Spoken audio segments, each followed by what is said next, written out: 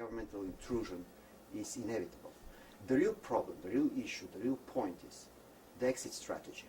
Not to make the governmental presence permanent, not to forget that the markets at the end are the best judge who should live and who should die in a business area.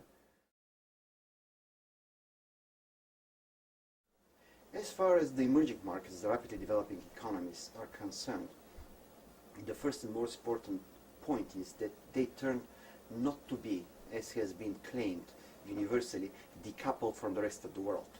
Nothing like this there is no facts that prove that. They are really part of all this. Second, they are really different. There is no single class of assets, emerging markets, rapidly developing economies, even Central Asia. The countries are really different. What is the same is the kind of a pressure that they have on them at the moment. And they're going to react differently, they're reacting differently, and we're going to see a totally different output at the end. At the end of the day, the multinationals need to be where the growth is. The growth most probably is going to be related in a patchy way, not as a trend, but in certain segments, in the emerging markets, in the rapidly developing economies. So they're going to be in Central Asia, they're going to be in Russia, they're going to be in Brazil, they're going to be in Venezuela, they're going to be in Africa. There is no other choice because probably this would be really the critical element that would make the difference for the multinationals between success and failure in a world market to offset the inevitable slowdown in the West, so to deal with the emerging markets.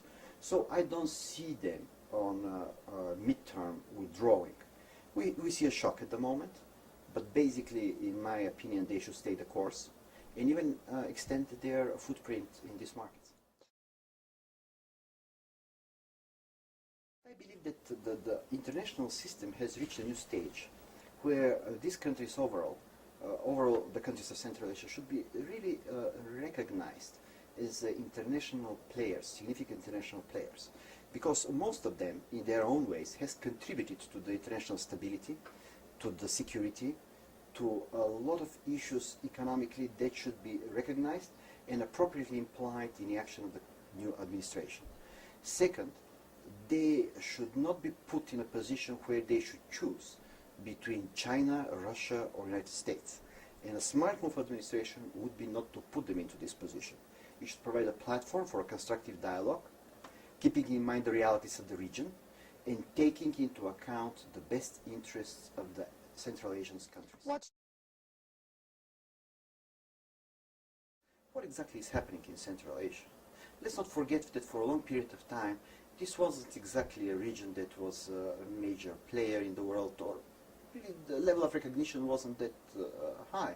So I believe the critical mass is there for these countries to get their well-deserved position and recognition into the world system and the newly emerging world.